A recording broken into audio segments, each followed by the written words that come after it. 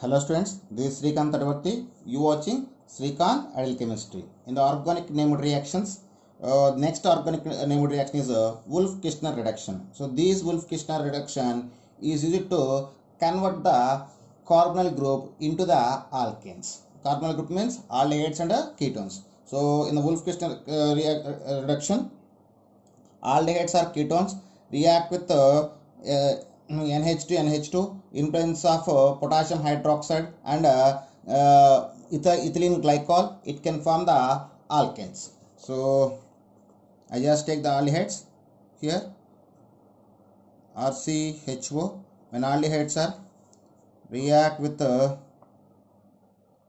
azide in presence of potassium hydroxide and ethylene glycol to form the alkanes.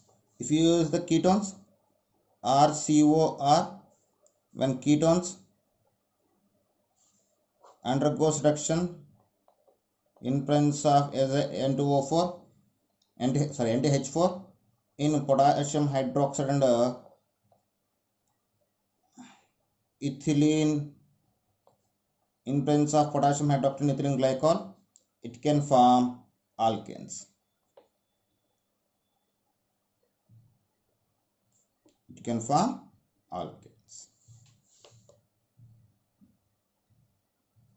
So once again, this when aldehydes and ketones undergoes reduction in presence of azide, in presence of potassium hydroxide and ethylene glycol, it can form the alkanes. So this is about the Wolff-Kishner reduction. Now we just observe the mechanism. So when I see the mechanism,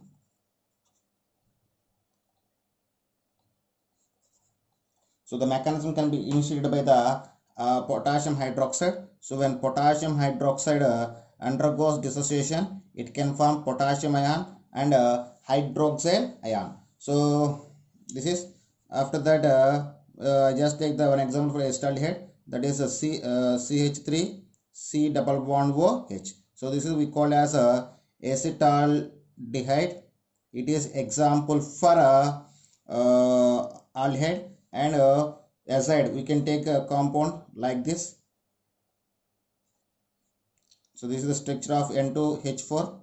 So when N2H4 react with acetaldehyde, in that time it can be lost the water molecule. So these two hydrogens and oxygen passing away in the form of a water molecule, resulting it can form the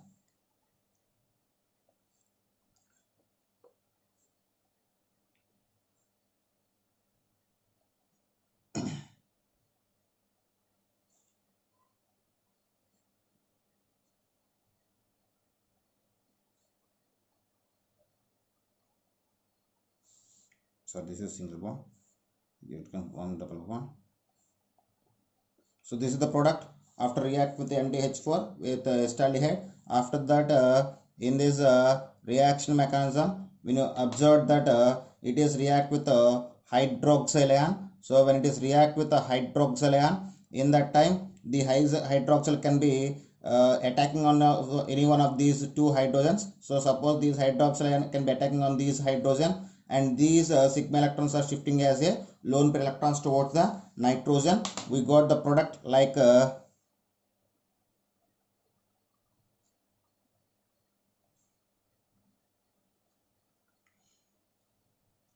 okay.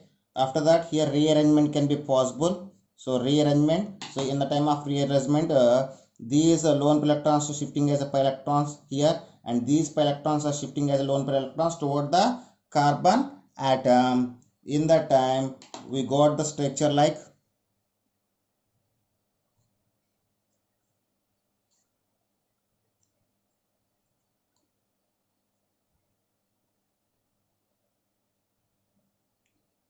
okay.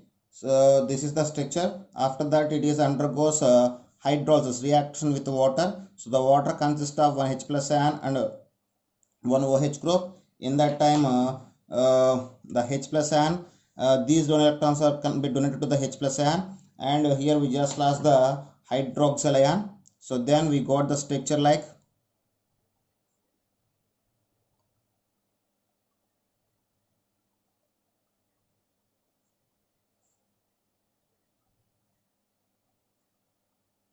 So this is the structure. After that, it is here we just lost the hydroxyl ion. After this, it is react with the hydroxyl ion OH group. So these hydroxyl ion can be attacking of these hydrogen on this hydrogen, and these sigma electrons shifted toward the nitrogen as a negative charge.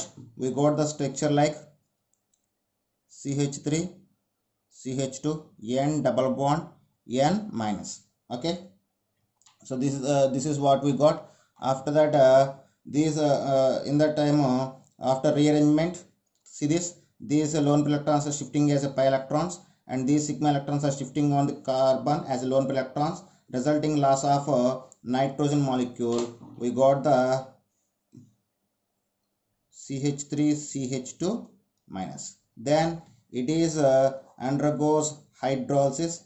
It can form ethane by the formation of a hydroxyl group. So this is the way of mechanism involved in the Wolff-Kishner reduction. So same mechanism you can try with the keto group also. Okay students, if you like my concept, please subscribe to my channel, please like and share my videos, and please click the bell icon to get the instant updates.